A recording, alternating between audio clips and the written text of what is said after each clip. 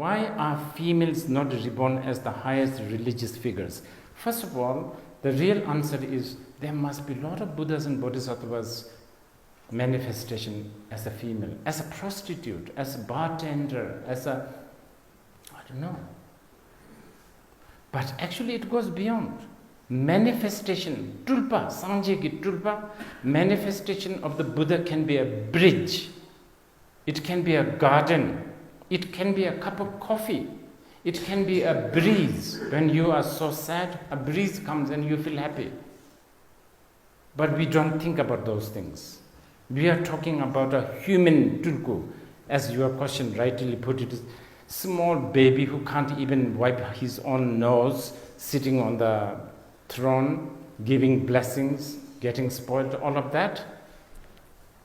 Why is this happening? Think about it. Culture again, tradition. Let's discuss this. Big part of the tulku system today. Okay, first of all, I should tell you this. First, tulku and a reincarnation. Reincarnation is one of the concepts in Buddhism. You are reincarnation of your past life. You know that, right? You are Yangtze. You are actually Yangtze. But the fact between you and me, I am recognized Yangtze by a group of people. That's the only difference between you and me. You must be a Yangtze of, I don't know, Napoleon, Alexander the Great, I don't know. Maybe a bird, maybe a pig who 20 years ago who was eaten during the Losar. Anything. Yangtze. Okay? But I think you need to know this. In Tibet, because this tulku business, the Yangtze business became such a big thing in Tibet. Well, historically it started, the tulku tradition started from the Karmapa. You must know that, right? But now in Tibet, as you know, Buddhism became a very, very, very influential, It's a very, very influential. It's after the Tizong, after the Tirabachin, wow. Buddhism is probably,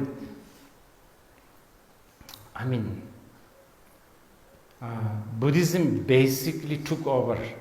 You could almost say that. In fact, I met a lot of young Tibetans who are not necessarily Buddhists.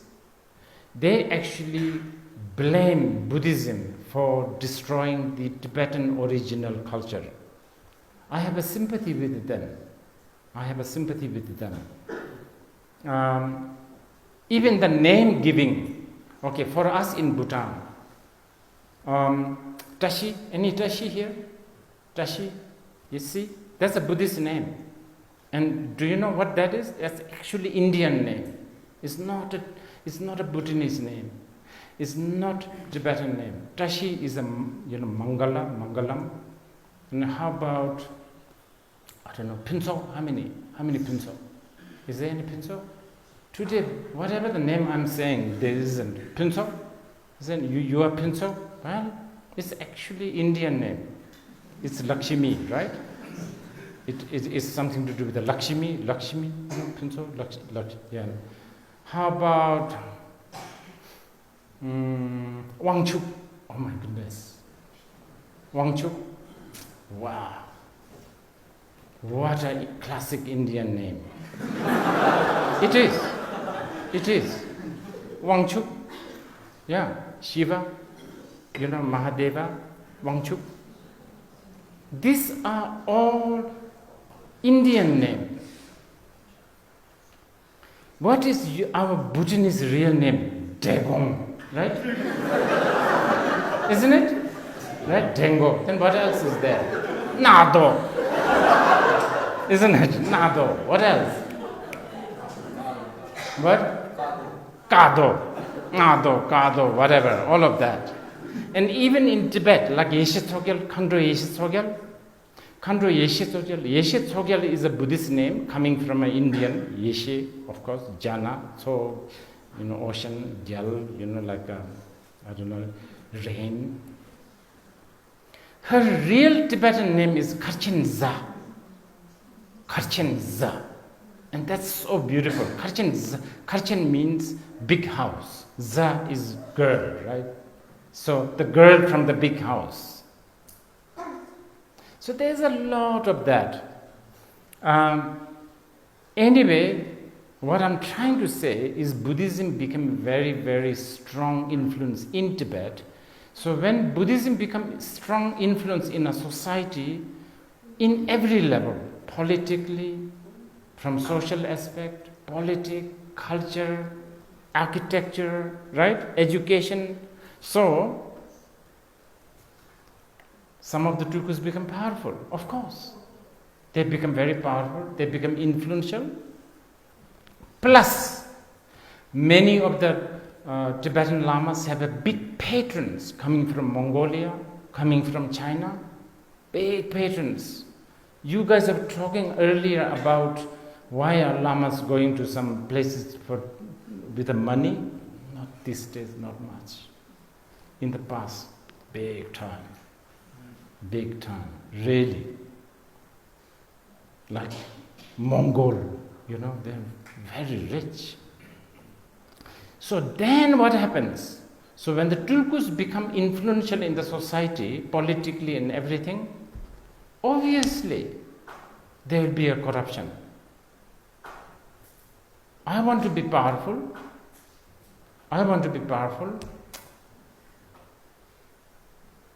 My wife is beginning to become pregnant. It's a Tulku of so and so. This happens a lot, throughout. By the way, please bear in mind, not all the Tulkus are corrupted or, like nasty or, there are a lot of, incredibly, like compassionate, kind, and illuminating Tulkus and Rinpoches and Yangtze's. But what I'm saying is that this trend has become so big.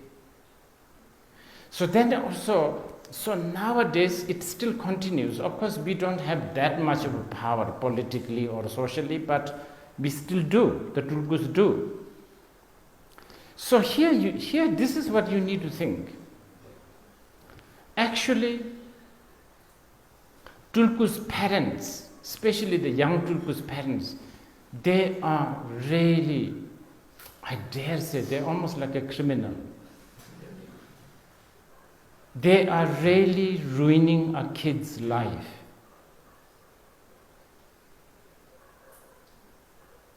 It's really, really sad. Actually, it is, you guys should really think about this. Parents put this kid on a throne or whatever, exhibit as a high incarnate Lama, whatever. Every attention is given to this. Best food, best clothes, so many attendants, all of that. Slowly, this human being is beginning to become alienated from the rest of the society. Most of these Tulkus don't know how to relate to anyone because everything is delivered on the plate. Come age 17, 18, 19, 20, Tulkus' puberty is coming up. Tulku is becoming horny. Tulku is becoming, biologically changing. And by then, good part of the childhood has been totally damaged and ruined. And then these Tulkus' photographs are everywhere. So now poor guy can't even hide like all the other kids can do. Wherever this kid goes, photographers are there, attentions are there. When the Tulku is young and cute and sitting on the throne, everybody's like, oh, how sweet he looks, oh, he's so beautiful. This same tulku in about 20 years' time, look at that tulku roaming around in Babesa. Look at that tulku. Can you see how unfair we are doing this? Who is doing this? Not the tulku. Tulku from a very young time, they are not demanding any of that. It is the parents, it's the society, it's the culture again. So, yes, something to think about. We really need to think about this. I have personally told many of people whom I feel that I can talk to when they say, oh, they have a tulku, because so and so Lama has given a paper saying that he is a tulku. My first response to these parents are, can you just hide that document for next 20 years? Put it in a safety deposit. Don't show.